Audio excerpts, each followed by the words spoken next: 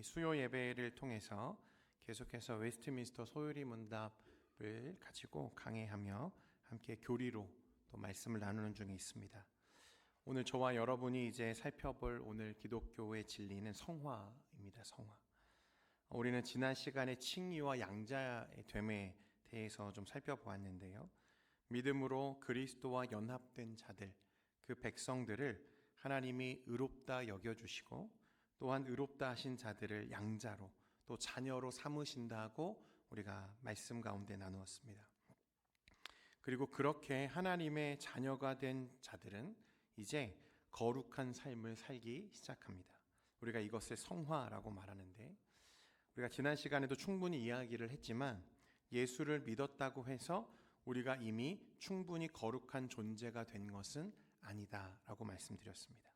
그러니까 법적으로 거룩하다 여겨졌지만, 그러니까 용서받은 죄인, 그것이 우리가 가진 현재의 신분인 거죠. 그렇기 때문에 이제 구원받은 자들은 하나님의 거룩하게 하심, 곧 이 성화의 과정을 거쳐서 또 하나님이 인도하시는 영화로 우리가 서게 되는 그 날을 바라보며 살아가는 것입니다. 오늘 하나님이 우리를 또한 어떻게 거룩하게 하시는지 이 성화에 대해서 좀 깊이 살펴보는 시간 되기를 원합니다. 여러분, 기독교 복음의 핵심은 은혜에 있습니다. 은혜. 그러니까 우리의 구원은 우리의 공로나 행위가 아니라 무엇으로 구원받습니까? 은혜로 구원받는 것입니다. 하나님의 은혜로 그 구원을 선물 받은 것이죠. 그런데 바로 이 놀라운 복음의 선언 때문에 때때로 심각한 오해를 불러일으키기도 하는데, 무엇이냐면 우리의 구원이 우리의 행위나 공로와는 상관이 없는 것이라면, 그리고 이미 우리의 구원이 하나님의 은혜로 확정된 것이라면 이 땅에서 살아가는 이 생에서의 삶은 어떻게 살아도 괜찮은 게 아닐까라는 생각을 하게 된다는 것입니다. 실제로 이런 생각을 가지고 사회적 물의를 일으켰던 이단이 있죠. 우리나라에도 대표적으로 구원파 이단이 바로 이에 속하는 이단들입니다. 그리고 역사 속에서도 이 문제는 계속해서 반복적으로 등장했어요. 쉽게 말하면 우리의 구원과 우리의 삶이 분리될 수 있다고 믿는 자들의 생각입니다. 1세기 초대 교회 때에도 바울은 아마 로마서를 기록할 당시에 그런 걱정을 했던 것 같아요. 이런 예상을 했던 것 같습니다. 그래서 로마서 5장 20절에 보면 죄가 더한 것에 은혜가 더욱 넘쳤나니 라고 바울이 말하죠. 그러니까 바울은 어떤 순간에도 우리가 가진 죄보다도 주님의 은혜가 더 크고 강하다고 우리에게 말씀하고 있다는 것입니다. 그러니까 우리 어떤 상황에도 주님의 은혜가 우리의 죄보다 크다면 어떤 상황, 똑같은 상황이죠. 내가 마음대로 내 삶을 마음대로 살아도 되지 않을까라고 하는 생각을 할 수 있다는 것을 염두에 두고 곧바로 이어지는 6장 1절에서 뭐라고 말합니까? 우리 함께 읽겠습니다. 6장 1절입니다. 시작. 그런즉 우리가 무슨 말을 하리요? 은혜를 더하게 하려고 죄에 거하겠느냐? 여러분, 은혜를 더하게 하려고 죄에 거하겠느냐? 그럴 수 있다는 것입니까? 없다는 것입니까? 그럴 수 없다는 거예요. 은혜가 크다고 해서 우리가 여전히 죄 가운데 살 수 있느냐라고 하는 것은 의심할 여지 없이 그럴 수 없다는 것입니다. 죄에 거한다는 것은 단순히 죄를 짓는다는 게 아니라 죄를 삶의 습관으로 삼고 지속적으로 그 안에 머무는 삶을 우리에게 말하는 것입니다. 즉 회개 없이 거리낌 없이 죄 가운데 계속 살아가는 것을 말하는 거죠. 어떤 상황에서도 죄보다 은혜가 크다면 그냥 죄를 짓고 살아도 되겠네 라고 하는 말은 사실 있을 수 없는 말이라고 하는 것입니다.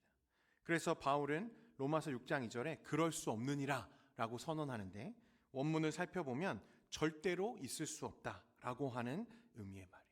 그러니까 바울은 우리에게 무슨 말을 하고 있냐면, 진짜 은혜를 입은 사람은 어디 가운데 머물 수 없다? 죄 가운데 머물 수 없다고 우리에게 말하고 있고, 진짜 믿음은 곧 우리의 삶을 바꾼다는 것을 이야기하는 것입니다.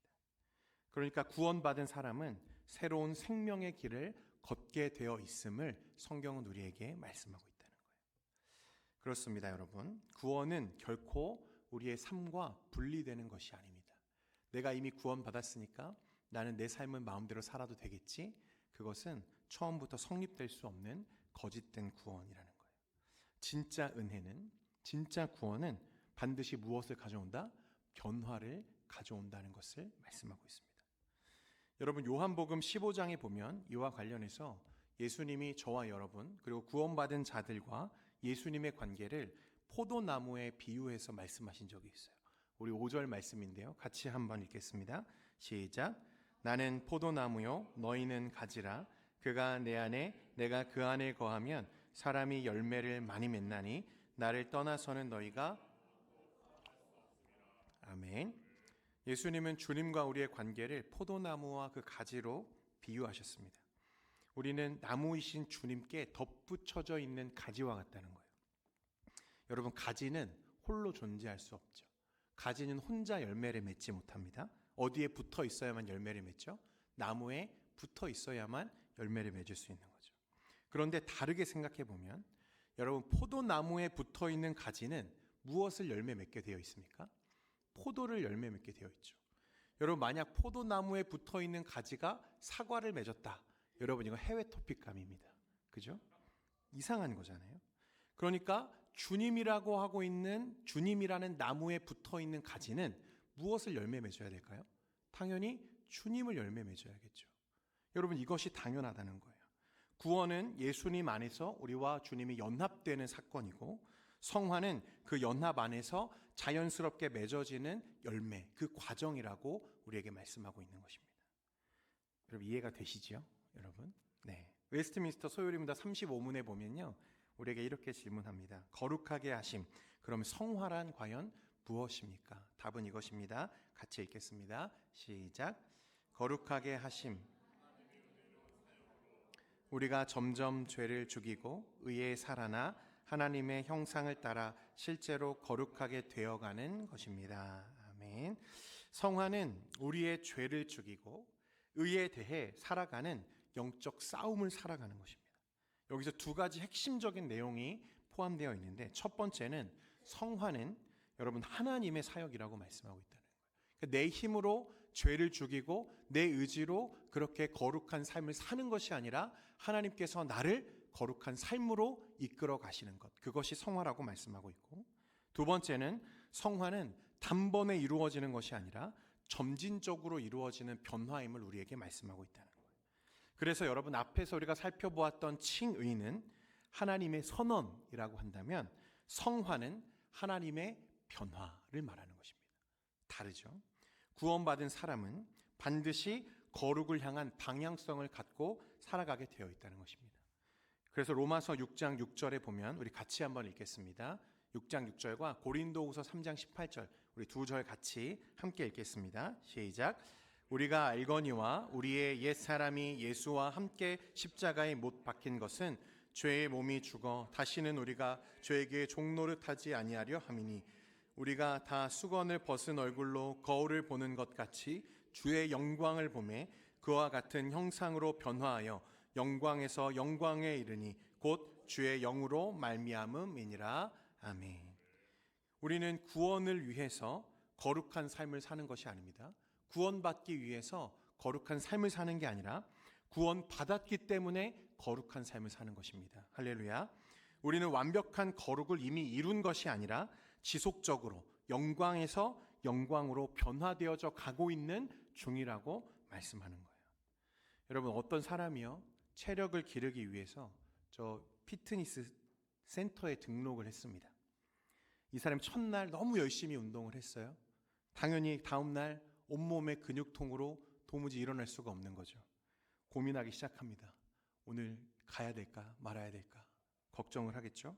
몇 번이나 갈등했지만 그래도 그 아픔을 딛고 일어나서 하루, 이틀, 일주일, 한 달 꾸준히 그렇게 운동을 했습니다.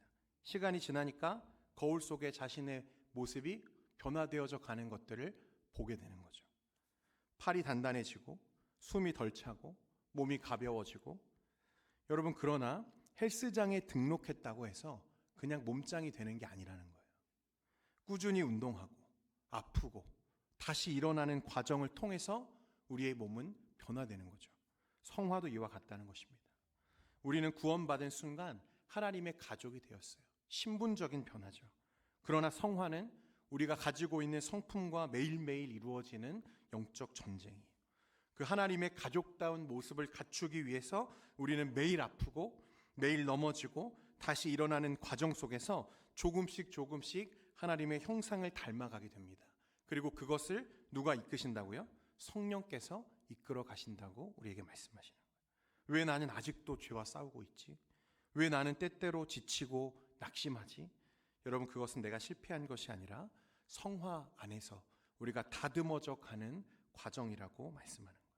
그러나 빌립보서 1장 6절에 보면 너희 안에서 착한 일을 시작하신 이가 그리스도 예수의 날까지 이루실 줄을 우리는 확신하노라 라고 말씀합니다. 여러분, 우리가 그 성화의 과정을 거쳐서 마침내 하나님의 그 영화로운 그 날을 보는 그 순간까지 성령께서 우리를 인도해 가고 계심을 믿으시기를 바랍니다. 칼빈은 칭의와 성화, 우리의 구원과 삶을 절대로 분리할 수 없다고 강조했어요. 하나님께서 우리를 의롭다 하실 때 동시에 우리를 거룩하게 빚어가신다. 참된 신앙은 반드시 열매를 맺는다. 거룩 없이 구원은 있을 수 없다라고 말했습니다. 칭의는 신분을 바꾸는 하나님의 선언이라면 성화는 우리의 삶을 바꾸는 하나님의 역사임을 말하고 있는 거예요. 둘은 동시에 주어지며 결코 나뉠 수 없는 동전의 양면과 같은 것입니다. 그래서 칼빈은 성화의 현실을 매우 정직하게 말하는데 이 땅에서 누구도 완전한 거룩에 이르지는 못한다. 그러나 하나님의 자녀는 매일 죄를 죽이며 거룩을 향해 한 걸음씩 나아가는 것이다. 즉 완전함이 아니라 성장을 향한 끊임없는 싸움이 성화라고 말하고 있는 거죠. 또 저명한 신학자 헤르만 바빙크는 성화를 어떻게 말했냐면 은혜가 삶 속에서 실현되는 과정이 바로 성화다. 성화는 구원의 은혜가 신자의 존재 전부에 스며드는 역사다. 믿음, 사랑, 소망, 인내가 삶 속에서 구체적으로 자라는 것이다 라고 말했습니다. 믿음으로 얻은 칭의가 삶 속에서 실제로 드러나는 현상을 성화라고 보는 거죠. 그래서 그는 단순히 도덕적 개선이나 외적인 변화가 아니라 전인격적인 변화, 생각과 감정과 의지와 행동 모두가 하나님의 형상을 따라 닮아져 가는 것이 바로 성화다라고 말했어요. 그래서 성화는 인간의 존재 그 뿌리까지 변화시키는 하나님의 역사임을 우리에게 말하고 있다는 것입니다. 사랑하는 성도 여러분, 저와 여러분은 이제 믿음으로 그리스도와 연합되었습니다. 믿으십니까? 그리스도의 나무에 덧붙여진 가지가 되었다는 거예요. 그러니까 그 가지에서 그리스도를 열매 맺는 것은 너무나 당연한 일인 거죠. 그리스도를 열매 맺는 삶을 시작했다는 말입니다. 그러니 우리는 이제 더 이상 죄에 머물러 있을 수 없고 성령 안에서 거룩한 삶의 열매를 점점 맺어져 가야 되는 거죠. 이 성화는 단번에 일어나는 일이 아니라 오늘 우리의 모습과 또 실패와 좌절이 있을지라도 다시 일어나서 하나님의 나라를 바라보고 깨닫고 또 다시 돌아보고 그렇게 하나님의 모습을 이루어가는 모든 과정을 우리가 성화라고 말하는 것입니다. 그러니까 지금 내 모습을 보면서 나는 아닌 것 같아. 나는 참 잘 안 변하는 것 같아.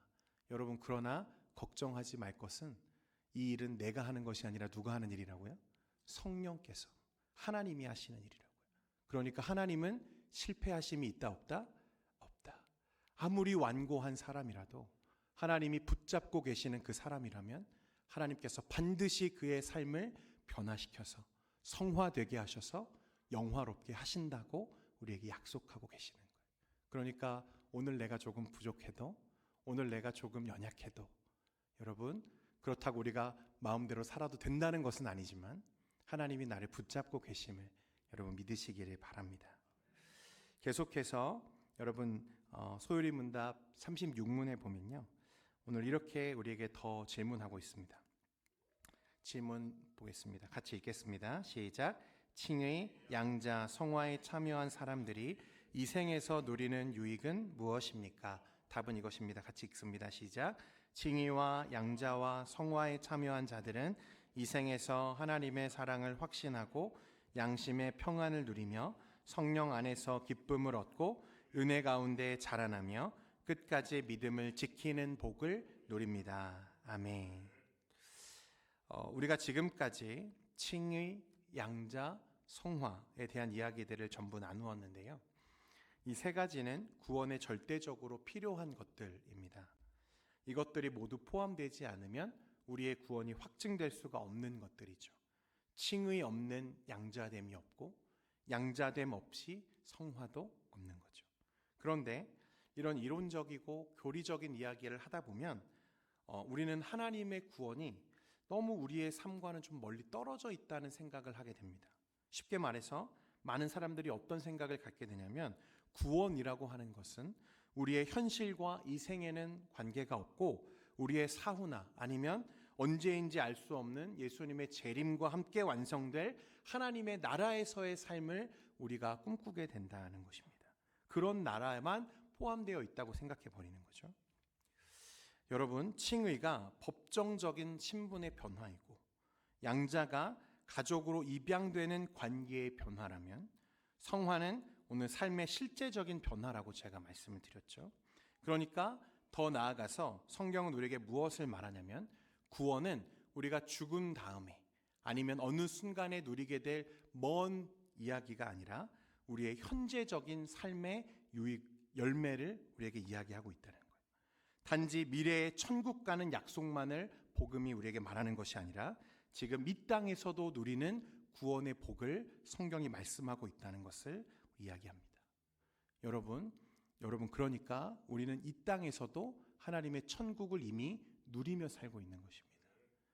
우리가 죽음 이후에 죽은 다음에 가는 그런 천국이 아니라 하나님의 나라는 이미 저와 여러분 가운데 시작되었고 그 나라를 충분히 이 땅에서 누리며 살고 있다는 거예요. 그런데 너무나 많은 사람들이 이 사실을 모르고 있는 거죠. 내가 얼마나 큰 은혜 가운데 하나님의 나라를 지금 살고 있는지를 모르고 산다는 것입니다. 여러분, 첫 번째 오늘 우리가 말씀 가운데 볼 수 있는 이 땅에서 누리는 구원의 현재적인 열매, 그 첫 번째는 무엇이냐면 하나님의 사랑에 대한 확신입니다. 앞에서도 계속 우리가 이야기해 왔지만 복음은 단지 죄를 용서받는 것에서 그치는 게 아니에요. 복음은 우리가 하나님과 세상에서 가장 강력한 관계로 연결된 가족이 되었음을 선언하는 것입니다. 따라서 복음이 우리에게 주는 이 생의 첫 번째 유익은 뭐냐면 하나님이 나를 지금도 사랑하고 계심을 확신하게 되는 은혜라는 거예요. 여러분, 하나님이 여러분을 자녀 삼으셨음을 믿으십니까? 여러분, 그렇다면 하나님이 단 한순간도 놓지 않고 여러분을 지금도 사랑하고 계심을 믿으시기를 바랍니다. 로마서 5장 5절에 보면 소망이 우리를 부끄럽게 하지 아니함은 우리에게 주신 성령으로 말미암아 하나님의 사랑이 우리 마음에 부은 바 됨이니라고 말했습니다. 여기서 바울은 하나님의 사랑이 우리의 마음에 부은 바 되었다 했을 때 현재형을 썼어요. 지금 이 순간에 하나님의 사랑이 우리에게 부어지고 있다고 말하고 있는 것입니다. 팀 켈러 목사님은 기독교 신앙의 핵심은 내가 하나님을 붙잡는 것이 아니라 하나님이 나를 붙드신다는 확신이다, 이렇게 말했어요. 여러분, 그것이 우리가 이 땅에서 누리는 첫 번째 구원의 유익입니다. 하나님이 나를 지금도 사랑하신다. 여러분, 우리도 그렇잖아요. 우리 자녀들을 사랑할 때 여러분, 자녀들을 언제는 사랑하고 언제는 사랑하지 않고 그런 게 가능합니까? 가능하지 않죠. 우리는 자녀들을 늘 사랑합니다. 하나님이 저와 여러분을 그렇게 사랑하신다고 말씀하시는 거예요. 두 번째로 칭의, 양자, 성화는 우리를 죄책과 두려움에서 해방시키는 하나님의 능력입니다. 양심의 평안이죠. 이것이 우리가 이 생에서 누리는 두 번째 구원의 유익이라고 말했어요. 칭의의 결과로 우리는 하나님의 법정에서 무죄를 선언받았습니다. 죄 없음, 무죄. 그래서 로마서 8장 1절에 보면 그러므로 이제 그리스도 예수 안에 있는 자에게는 결코 무엇이 없다? 정죄함이 없다 그랬습니다. 이것은 단지 심리적인 안정을 말하는 게 아니라 신학적 확신이고 확언이에요.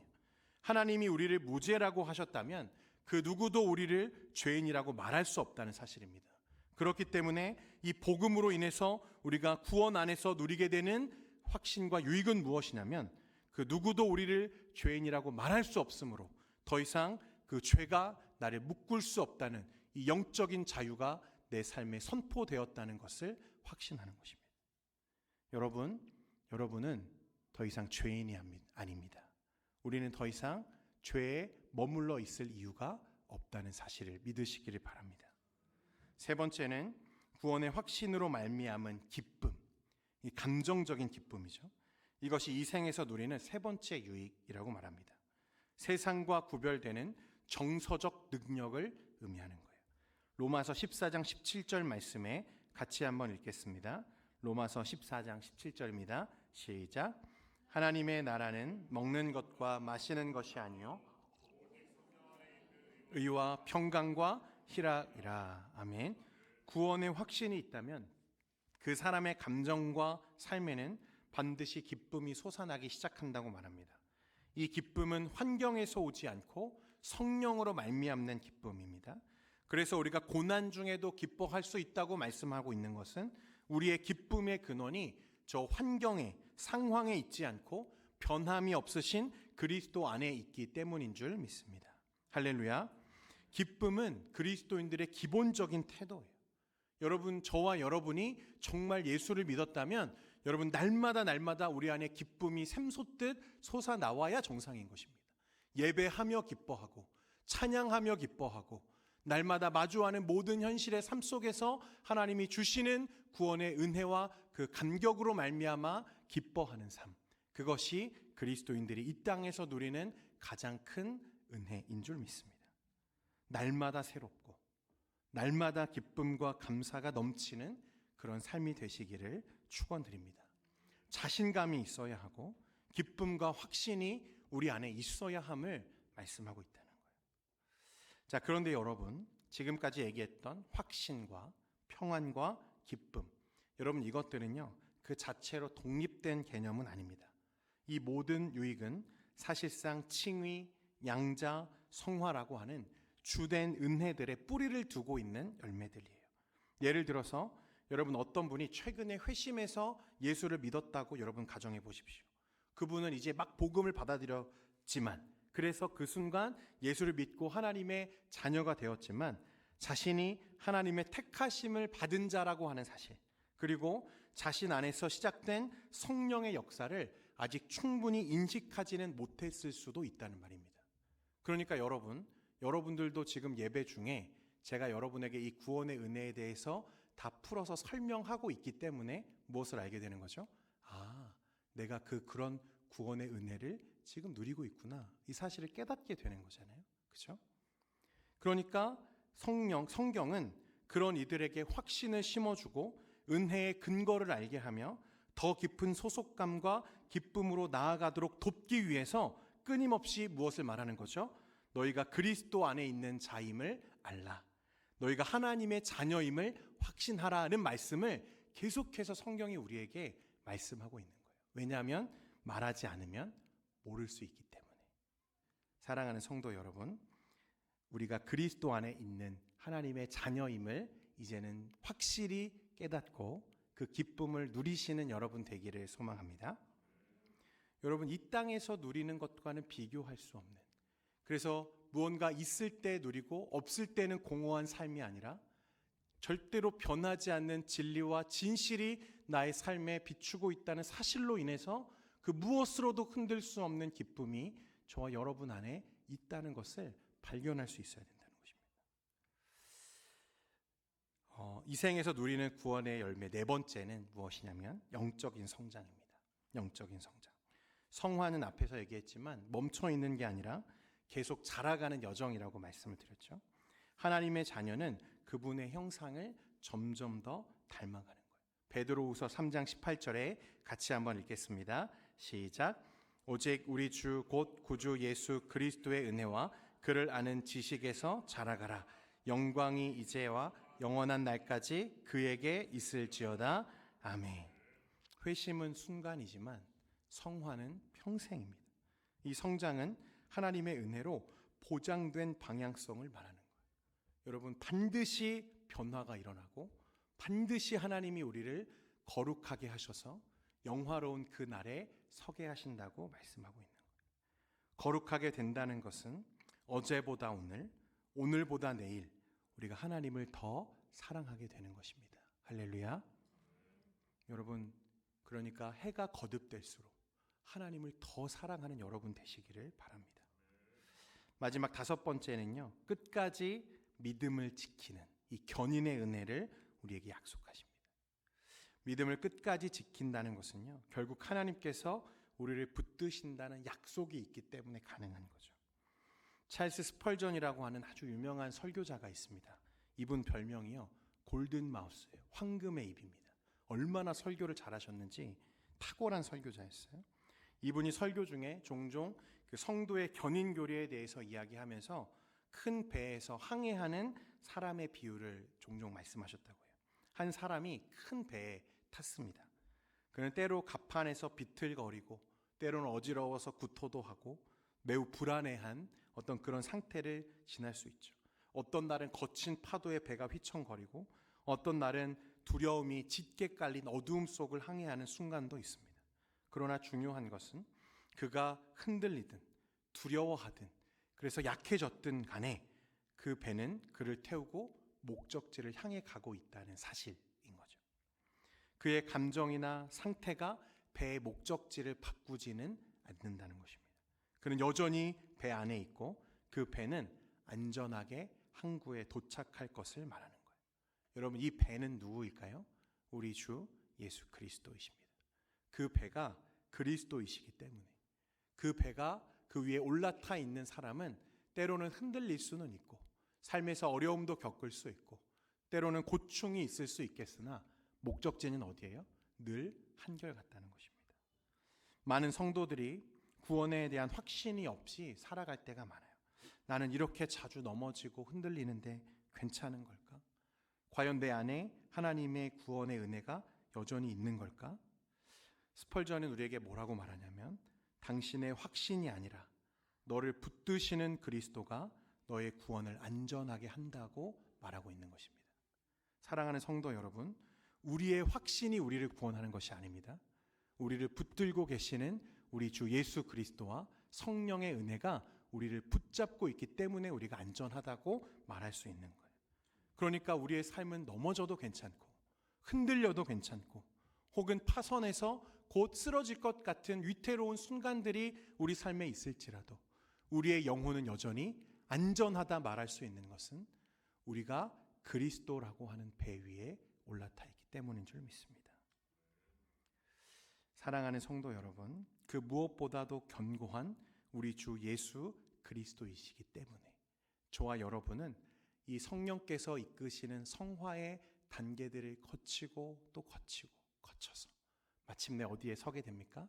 영화의 날에 서게 될 것을 믿으시기를 바랍니다.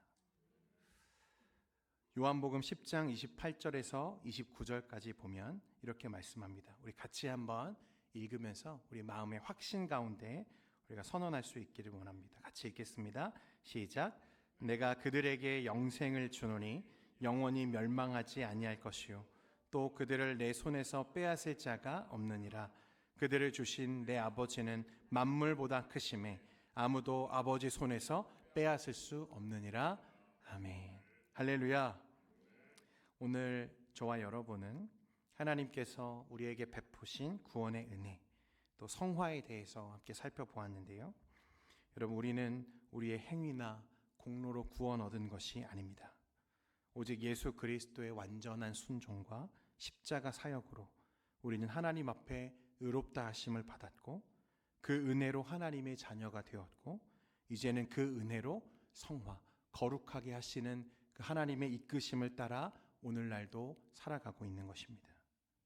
그리고 하나님의 성령께서 거룩하게 하시는 은혜의 손길로 조금씩 죄를 죽이고 의에 살아나도록 우리를 지금도 빚어가고 계심을 우리가 말씀 가운데 확인하게 됩니다. 물론 우리가 아직 완성된 존재는 아닐 겁니다. 때로는 우리의 감정을 주체하지 못해 넘어지기도 하고 때로는 실수하기도 하고 죄를 짓기도 하고 그러나 여러분, 그 어떤 순간에도 이 믿음의 확신에서 흔들리지 않기를 원합니다. 하나님께서 시작하신 이 구원의 여정은 결코 중단되는 일이 없다고 선언하고 계시기 때문에 그렇습니다. 이 은혜를 신뢰하시고 구원의 은혜를 여러분의 삶 속에서 평안 가운데 누리는 모두가 되시기를 축원드립니다. 아멘. 교회 소식을 전해드리겠습니다. 이번 주 주일 예배 후에 우리 임시 공동유회로 모이게 됩니다. 안건은 우리 신동일 장로님 원로 장로 추대건입니다. 담임 목사 위임, 직분자 은퇴 감사 예배 안내입니다. 5월 24일 토요일 오후 2시에 우리 교회에서 위임식이 있습니다. 여러분 많이 참여해 주시고 함께 축하하는 시간이 되면 좋겠습니다. 25년 전교인 수련회 안내입니다. 6월 6일에서 7일 1박 2일간 베르아델 승마장, 이 대부도에 소재해 있는 베르아델 승마장에서 수련회를 가지려고 합니다. 함께 말씀 나누고 기도하면서 우리가 하나된 공동체로 함께 세워져 가는 귀한 은혜와 또 교제의 시간 되기를 소망합니다. 가정의 달 맞이 지역 주민과 함께하는 정도 행사가 5월 10일 토요일 오전 11시부터 오후 3시까지 준비되고 있습니다. 준비 시간은 9시 30분이고요. 함께 협력하셔서 지역 주민과 은혜 나누는 귀한 시간 되기를 소망합니다. 또한 우리 구역별 연합 대신방이 진행되고 있습니다. 우리 교구장 권사님들 또 구역장님들은 우리 함께 구역원들과 일정을 상의하셔서 저에게 일정을 전달해 주시면 제가 준비해서 함께 가정들을 위해서 기도하도록 하겠습니다. 시간 기도하겠습니다. 존귀하신 하나님 아버지, 오늘도 우리에게 말씀의 은혜를 주시고 하나님 이 땅에서 하나님의 나라를 누리며 하나님의 구원의 유익을 누리며 살아가는